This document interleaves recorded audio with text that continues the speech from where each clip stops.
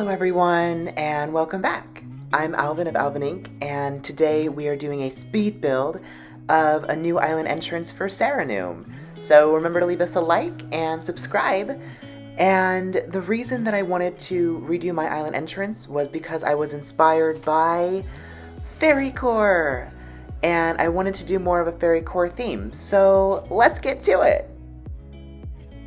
So starting off, I wanted to create a little garden sitting area in front of my resident services building. So I laid down some light dirt pathing for where I'm going to have some walkways, and now I'm placing some hedge fencing because it's my favorite kind of fencing. And this is going to be the garden area.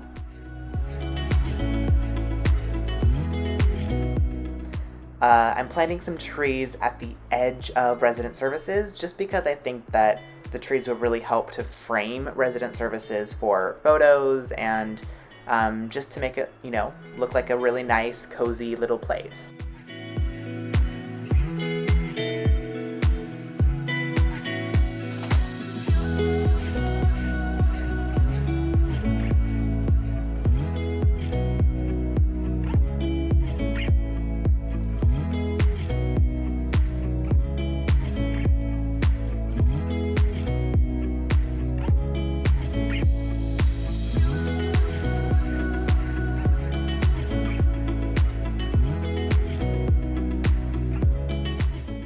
Alright, so I am loving how the garden is turning out. The reason that I chose to start with the garden is that I really wanted this as a focal point near my resident services. And now that I know how much space the garden needed, I can better gauge how much space I still have for my terraforming in front of resident services.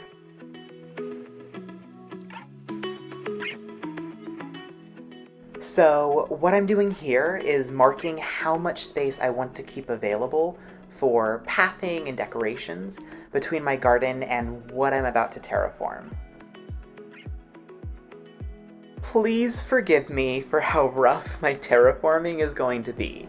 I haven't done any terraforming in a while, but hey, at least I gave it my best shot! The biggest tip I can give to anyone new to terraforming is to outline the area a little bit. I know that I wanted a bit of space, flat space between my dock entrance and the second level cliffs for like a little sitting area and a diagonal bridge. So I'm marking what I want the space to look like so I can more easily gauge where to terraform and where to build up my cliffs and where to put the water. And all you can do next is to start terraforming. I'm starting on the left side, building up my second level. It's a tedious process, but I like to think of terraforming as synonymous with sculpting. We are carving out a new, wondrous creation, and that takes some time and some patience. And if you find yourself struggling with getting the shape and look that you want, maybe take some time and go fishing or bug catching for a little while, and then come back with a clearer mindset. Something that helps me when terraforming is to retain a flexible mindset. Maybe what you end up with isn't exactly what you thought you wanted, but I encourage you to stick with it and try out your design for 2 days. Often the mistakes we think we make end up being some of our greatest masterpieces, or at least they're fun practice experiences.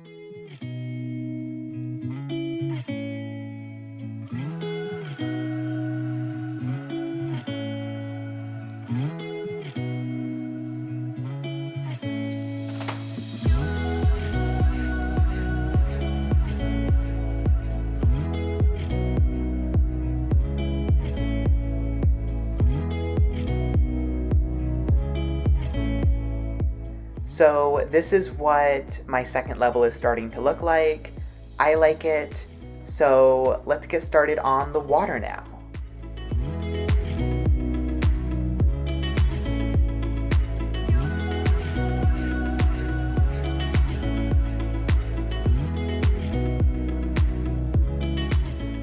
Water can be a little tricky because, at least for myself, I want to keep it looking pretty natural, but also usable. So what I often do is I try to have all of the edges kind of rounded off and not harsh, which to me looks a bit more natural. And I try to not keep my water like straight lines. I like it to curve and twist a little bit. I think it just looks a little bit more realistic.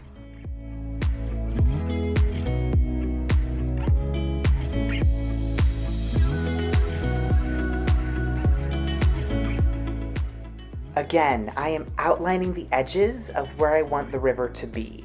I'm lining up the holes diagonally so that I can make sure that I have the spacing necessary for a diagonal bridge, and then I'm just gonna start hacking away at the land. Bring on the age of the sea!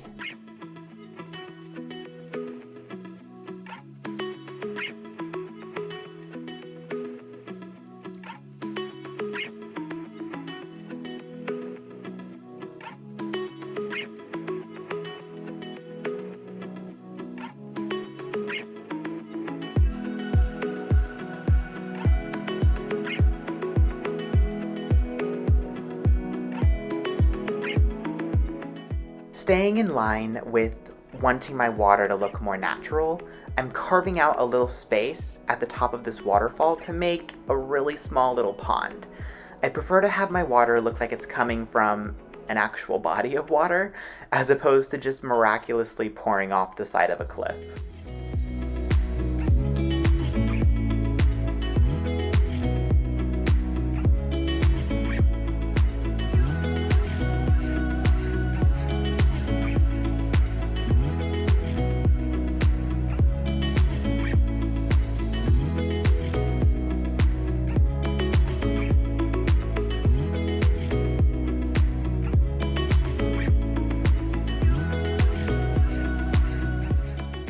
So here I just wanted to make the little river up top be a little bit wider. So I'm just adding a little extra cliffing so that I can fit a tree without it being too close to the water.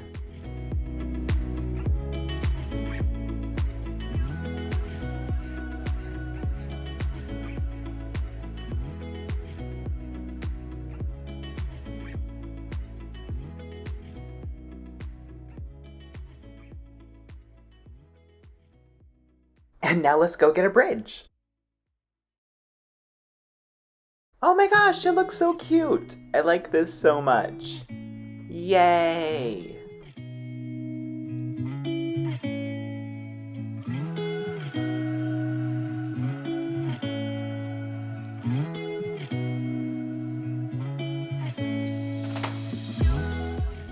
Something is telling me that I need a crescent moon chair up here, so I'm just playing around trying to figure out where it fits best.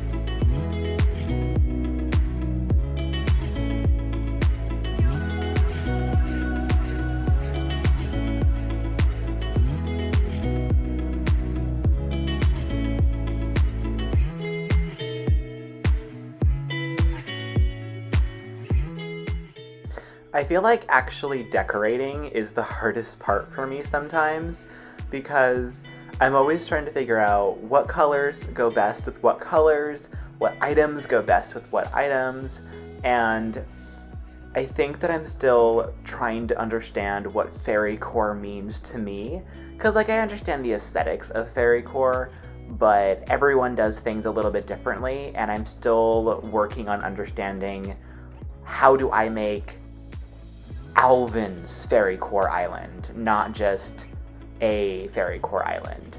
So it's fun, it's challenging. I love this pathing and the little heart. Like, oh my gosh. But yeah, decoration is hard, but it's fun. So I'm just gonna keep on at it. And can I just say, I love the way the brick bridge looks. Oh my gosh.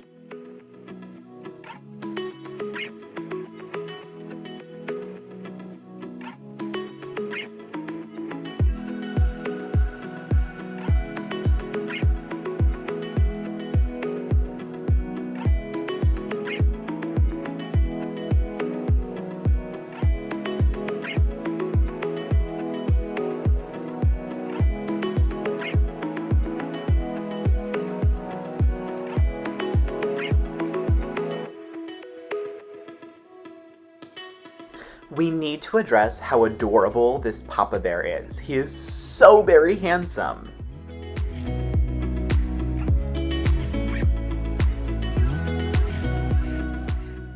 And a quick tip for anyone who didn't know, if you dig up one of your cedar trees with the Christmas lights and then replant it, it loses its Christmas lights. I was so heartbroken because the tree here, I wanted it to have the Christmas lights, but I had to move it, and now the lights are gone. It's so cruel.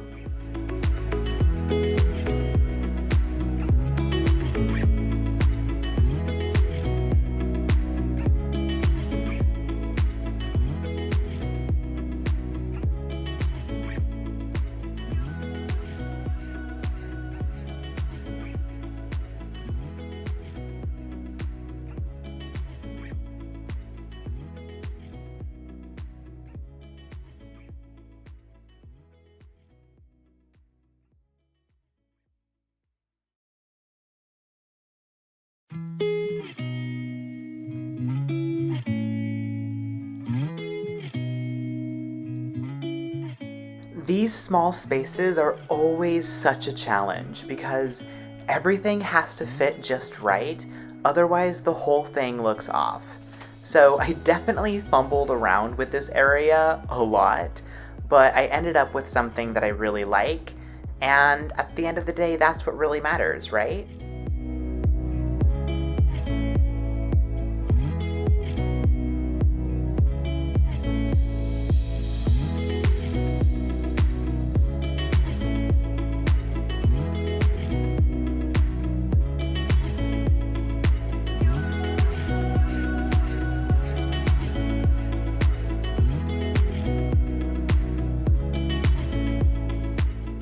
Pardon me, Marshall. Just a few last bits of crafting, and then we're done.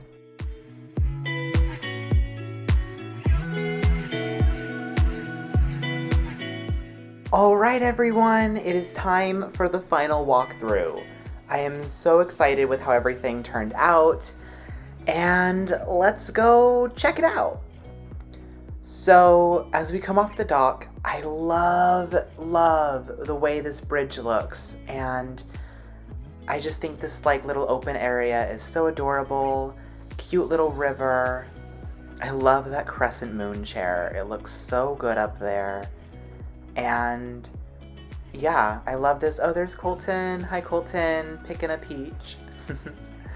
And here is the other side with the silo and the Papa Bear. And I think it looks really cute. I love the pink little bow tie. And here we go, back around. And so here's that little garden. This is the finished version. I love all the little flowers and the way the trees shape the resident services building. I think looks amazing. And let's head over this way. And here we are. This is the left side. I love all the flowers again. And the mushroom lamps. I think it looks really cute. I don't know if I'm finished with all of it, but for now, I think it's good.